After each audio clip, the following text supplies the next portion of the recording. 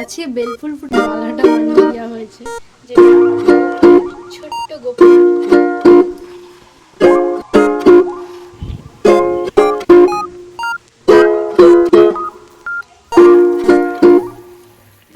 Hello everyone, এসছি new ব্লগে। আমি সুমি। তো আজকে একটা একাদশীর ব্লগ নিয়ে এসেছি। তো তোমরা ব্লগটা কন্টিনিউ করো। আগে বলো তো তোমরা সবাই ভালো আছো, সুস্থ আছো? তো আমরাও ভগবানের কৃপায় ভালো সুস্থ আছি। তো চলো, আমি প্রথমেই আগুনটা জ্বালার সাথে সাথেই ভগবানের কাছে একবার নাক কান মনে ক্ষমা চেয়ে নিই। তারপর আমি ভগবানের জন্য সেবা দেওয়ার জন্য রান্নাবান্না যেসব করবো সেটাই করি। আজকে ছিল অপারা একাদশী। একাদশীর ব্রতটি তোমরা সাথে থাকো। আমি কিন্তু যত এইসব কাজবাজ করি বা রান্নার কাজটা প্রতিদিন না করে থাকলেও এই যে ভগবান সেবার জন্য বা টুকটাক কিছু ভালো মন্দ খাবার দাবারে এক আধ দিন আমি করেই থাকি। এটা কিন্তু আমার বেশ ভালো লাগে এবং মজার সাথে সাথেই কাটাই। প্রতিটা মানুষই, মেয়ে মানুষের কথা বলছি, তারা কিন্তু যতই যে প্রফেশনেই থাক না কেন, যতই সে সাজগুজের জগতে বা যে তার অফিসের জগতে বা স্কুলের জগতে বা যে কোনো ব্যবসা সংক্রান্ত থাকলেও রান্না তাদেরকে এক আধ দিন করতেই হয়, সেটা ভালোবেসেই হোক বা চাপে পড়েই হোক। আমি কিন্তু আমার যেহেতু সব পুরো আমার বাবার বাড়ি কি শ্বশুর বাড়ি কি দুটো বাড়ির পক্ষ থেকেই ভগবানের ইচ্ছাতেই মাগুলোকে ভালো পাওয়ার কারণে আমাকে প্রতিদিনের রান্না বান্না একদম করতে হয় না, কিন্তু এই ভালোবেসে কিছু রান্নাবান্নার রেসিপি আমি করে থাকি। আজকে ভগবানের জন্য সেবা দেওয়ার জন্য তোমাদের সাথে আগের দিনে শেয়ার করেইছিলাম, কিন্তু কিছু রান্নাবান্না যে পরের ব্লগে শেয়ার করবো বলেই এসেছি।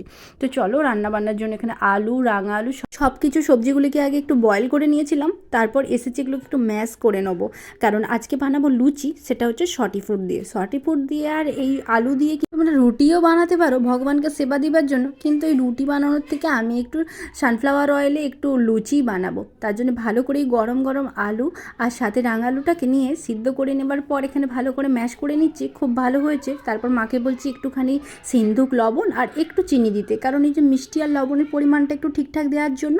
তারপর আমি কিন্তু শুদ্র বস্ত্র পরে দুমালা জব করে তারপরেই ভগবান সেবার জন্য এসেছি। ওই 12টার সময় ভগবানকে সেবা দেবো, আর সেই প্রসাদটাই তো আমরা খেয়ে থাকি। তোমরা আমার যেসব কমেন্ট করো, তো যারা আমার ব্লগ বন্ধু আছো তারা কি সবাই আমার এই একাদশীর ব্রতটি কারা কারা করো, তারা কিন্তু অবশ্যই আমাকে কমেন্ট করবে। তোমরাই তো আমার ফ্যামিলি মেম্বার হয়ে উঠছো, যার ফলে কিন্তু আমার এই দিনটি বা এই ব্রত করার সাথে সাথে তোমরা যদি আমার ফ্যামিলির মানুষরাও করো, আমার আরও ভালো লাগবে। বা তোমাদের সাথে আমি গল্প শেয়ার করতেও পারি যে কী কী তোমরা আরও নিত্য নতুন ভগবানকে সেবা দিতে পারো, বা সেটা আমিও আমার ভগবানকে দেবো বাড়ির।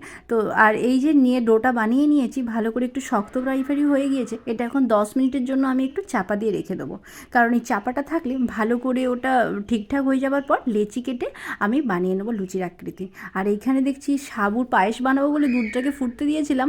একটু চিনি দিয়ে দিই, কারণ খুব বেশি চিনি দেবো না, একটু এলাচের দানাও দিয়েছিলাম, দিয়ে যে চিনিটা দিয়ে একটু ফুটতে দেবো। আর একটু তো সাবুর দানাগুলো বসেই যায়, বড় দানার সাবু, আর যার ফলে হচ্ছে যে একটু ফুটিয়ে নামিয়ে দেবো। আর এইখানে কুমড়ো আর কিছুটা আলু নিয়ে কষা কষা একটা তরকারি বানাবো, যেটা হচ্ছে জিরে, সিন্ধুক, লবণ, আর সাথে কিন্তু ওই যে সাদা তেল, একটু ঘিয়ের ছোটাও দিই।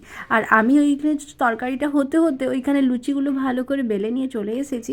সাদা তেলটা দেওয়ার পর আমাদের মেনুতে থাকেই ঘুরিয়ে ফিরিয়ে সাবুর পাঁপড় আর এইখানে বাদাম ভাজা। এটা আমাদের সকলেরই খুব প্রিয় বলে করেই থাকি। আর সাবুর পাঁপড়টাও বেশ পছন্দের, ভগবানকেও দেবো, সাথে ফলও কিছু দেবো। আমি কিন্তু পুরোপুরি নিরামিষজীবী না হওয়ার কারণে আমিষ একটু আধটু খাই, তো নিশ্চয়ই তোমরা দেখেই থাকবে, যেহেতু বিয়েবাড়ি গেলে খাই, বাড়িতে কম কম খেলেও মাছটা খেয়ে থাকি। কিন্তু নিরামিষ যদি খেতে পারি রোজ ভগবানকে তো সেবা দেবো। কিন্তু আমার যে প্রভুজিকে আমি জিজ্ঞাসা করাই, বলেছিল আমিষ বাড়িতে যখন নিয়েই এসেছো তো ঠিক আছে, অসুবিধা নেই, আস্তে আস্তে ভগবানের যদি কৃপা থাকে তো তোমাকে ওই করিয়ে দেবে। আস্তে আস্তে একাদশীর ব্রত বা আমিষ খাবারের প্রতি একটা অনিচ্ছা, এগুলো ভগবানই করিয়ে দেবে। সেটাই আমার বাড়িতে আস্তে আস্তে হতেই থাকে, কম কমই হয়ে থাকে। আর যেটা আমার মনে হয় ভগবান বাড়িতে আছে বলে এই বাড়িতে ওই আদা ছাড়া রসুন আর পেঁয়াজের গন্ধ বা মাংস ও ডিমের গন্ধটা যাতে কম কম পায়, তার জন্য একটু বাড়িতে কম কমই রান্না করার চেষ্টা করি। আমি একটু কম খেলেও কী হয়, মেয়েটা তখন ছোটো, এক আধবার খেয়েই থাকে, আর মাছটা একটু আধটু হয়ে থাকে। তোমরা দেখেই থাকো তো। আর এইখানে চলো, আমার পাঁপড়গুলি ভাজা হয়ে গেছে। আমার এখনও নিরামিষ ছান্তা না থাকার কারণে আমি এটা দিয়েই করেছিলাম। আর এই সটি ফুড দিয়ে, রাঙালু দিয়ে, আলু দিয়ে মেখে রাখা ডোটা কিন্তু খুব একটা খারাপ হয় না, নরমই হয়েছে। লুচিগুলোর মতন যেটা বেলেছিলাম সেটা একটা আধটা না ফুললেও ভালো মতো কিন্তু ফুলেও যাচ্ছে, যেটা দেখতেও ভালো লাগছে। আর আমি একটু ফাঁকা ফাঁকা করে রাখার কারণে গায়ে গায়ে চিটিয়েও যাচ্ছে না। তো চলো, গল্প করতে করতে আমি কিন্তু সব লুচিগুলোই ছেঁকে নিই, কারণ এই যে এতগুলো লুচি তাই আমাদেরকে ভগবানকে সেবা দিবার পর না খেলেও আমাদের যেহেতু জ্ঞাতিরা থাকে, মানে এই যে বাচ্চা কাচ্চা থাকেই তো বাড়িতে, সকলকে একটু প্রসাদ দিই। যার ফলে অনেকগুলো করে বানানো, সবাইকে একটু তরকারি একটু পায়েসের একটু করে লুচি দিলেও সবাই খায়। আর এই হয়ে গেছে আমার ভাজা। তারপর যে তেলটা ছিল তাতে একটু বাদামগুলো দিয়ে দিলাম, কারণ এই বাদামগুলো ভালো করে ভেজে নিয়ে এসেছি ভগবানের থালাটা সাজানোর জন্য। আজকে মেনুতে যা যা করেছি সব কিছু স্টিলের থালাটার মধ্যে ভেবেছি সুন্দর করে সাজিয়ে ভগবানকে সেবা দেবো।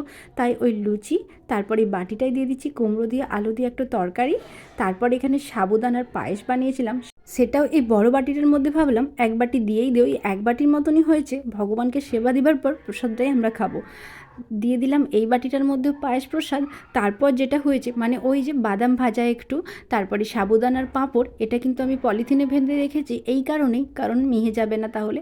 গ্লাসটা দিলাম, এক গ্লাস জল দেবো, তারপর লিচু, আম, শসা, কলা সব কিছু ফলই যেহেতু রয়েছে, একটা একটা করে অল্প অল্প করে কেটে থালাটার মধ্যে সাজিয়ে দুপুরের থালাটা ভগবানকে দিয়ে আসবো। তো সব কিছুই আমি এখানে করে নিচ্ছি। লিচুগুলোও একটু ছাড়িয়ে ভগবানকে দিই, আর বিচেটা আর ছাড়াচ্ছি না, কিন্তু ওপর থেকে খোসাটা ছাড়িয়ে আম একটু, শসা একটু, সব রকমের ফলই একটু একটু করে দিয়ে থালাটা ভর্তি করলাম। আজকে আর দুধ দেবো না, কারণ যেহেতু দুধের পায়েসটা বানিয়েছি তার জন্য আর আমি আজকে শুধু দুধটা দেবো না। তাই চলো, সব কিছু আমার রেডি হয়ে গেছে। এবারে আমাদের যেহেতু মাটির উপরে ভগবান থাকে, তাহলে আমি মাটির উপরকেই নিয়ে যাব। শসাটাকেই চাকা চাকা করে কেটে নিলাম, দিয়ে একটু সুন্দর করে প্লেটটা সাজিয়ে নিলাম।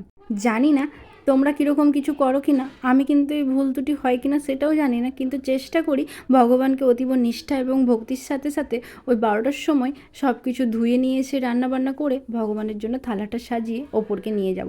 গ্লাসে জলটাই তো দিতে ভুলে গিয়েছি, তার জন্য এই স্টিলের বালতিটাতে আমি জল ধরে নিই যখন টাটকা জল তোলা হয়। তো সেটা থেকে ভগবানের জন্য এক গ্লাস জল নিলাম, তারপর ওপরকে যাব। আর বাকি যে সব খাবার দাবারগুলো রয়েছে ওগুলো একটু মেশাপের ভেতর ঢুকিয়ে রাখলাম। তো এরপর আমি গিয়ে প্রতিটা আইটেমের মধ্যে দেবো তুলসী পাতা। তো চলো, তুলসী পাতা না হলে তো ভগবান কখনোই সেবা নেয় না, আমার যতটুকু আন্দাজ। তো চলে এসেছি। আর কেমন হয়েছে থালাটা অবশ্যই তোমরা কমেন্ট করে কমেন্ট বক্সে জানিও, আমি কিন্তু তোমাদের অ্যান্সার অবশ্যই দেবো। দেখো, প্রতিটা নিরামিষজীবী মাতাজির মতন এত ভালো হয়তো পারি না, তবে চেষ্টা করেছি। এত গাছে বেলফুল ফুটেছিল, জাস্ট ভগবানের জন্য এই মালাটা বানিয়ে দেওয়া হয়েছে। কেমন হয়েছে অবশ্যই তোমরা কমেন্ট করবে। প্রতিটা দেখতে পাচ্ছ বেলফুল বাড়িরই গাছে ফুল হয়েছিল। আর এই দেখো, সুন্দর করে রাধারানীকে একটা মালা দিয়েছি, আর হাতে হয়েছে তুলসী পাত্র তো থাকেই, আর চরণে গোপালের আর কৃষ্ণের দেওয়া হয়েছে। এর জন্য ছোট্ট করে একটা মালা বানানো হয়েছে, যেটা আমার ভগবানের ছোট্ট গোপুসোনার জন্য হচ্ছে লক্ষ্মীনারায়ণ। এটাকে তো সবসময় আমরা প্রতি বৃহস্পতিবারে একটা ঘট রাখি, পুজো করি। তাই এই হচ্ছে আমাদের বাড়িতে থাকে লক্ষ্মীনারায়ণের পট, মানে আমরা সবসময় জোড়াই রাখি। তোমরাও কিন্তু বাড়িতে সবসময় লক্ষ্মী আর নারায়ণ দুজনকে একসাথেই রাখবে, কারণ মা লক্ষ্মী ভীষণ চঞ্চল, তাই লক্ষ্মী রানীকে একদম একা রাখতে নেই। তাই লক্ষ্মীর সাথে নারায়ণ যেন বাড়িতে একসাথেই থাকে, এই বিগ্রহটি রাখবে তোমরা বাড়িতে। তাই আমিও রেখেছি। আর এই যে শঙ্খটা যেটি কিনে এনেছিলাম আমি, ওটা আমি পুরী থেকে কিনে এনেছিলাম, দেখিয়েছিলাম, সেটাতে সিঁদুর মাখিয়ে সুন্দর করে লক্ষ্মী রানীর পাশে রেখেছি। তাই তারপর আমি সব কিছু আইটেমে তুলসী পাতা দিয়ে পাথরটাকে প্রথমে জল দিয়ে ধুয়ে মুছে তার উপর খাবারটা রাখলাম। ভগবানের কাছ থেকে খাবারটা নামানোর পর পাথরটা নিচের মুছে নেব। আমি এই যে ভগবানের এখানে আসন করে দিয়েছি, নিচে আমার আসন থাকে রাধারানীর, আর থালায় খাবার দিলাম। তো এখন নিবেদন করব, ওং যাদবায় নমঃ, ওং মাধবায় নমঃ, কেশবায় নমঃ। ওই মনে মনে আচমন করেছিলাম, একটু জলের গ্লাসে জল রেখেছিলাম, খাবার পরে গামছা নিয়ে মনে মনে আবার মুখটি মুছিয়ে তারপর রেখে জায়গাটাকে পরিষ্কার করে খাবার দাবার নিয়ে এসে আমার আর শাশুড়িমার খাবারগুলি বেড়ে নিয়েছি। আর ব্লগটা তাহলে এখানেই শেষ করছি। তোমরাও ভালো থেকো, সুস্থ থেকো, দেখা হবে কালকে নতুন ব্লগে।